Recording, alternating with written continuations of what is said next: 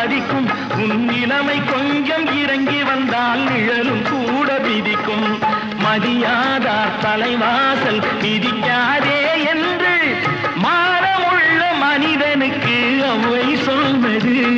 அது அவ்வை சொன்னது, அதில் அர்த்தம் உள்ளது.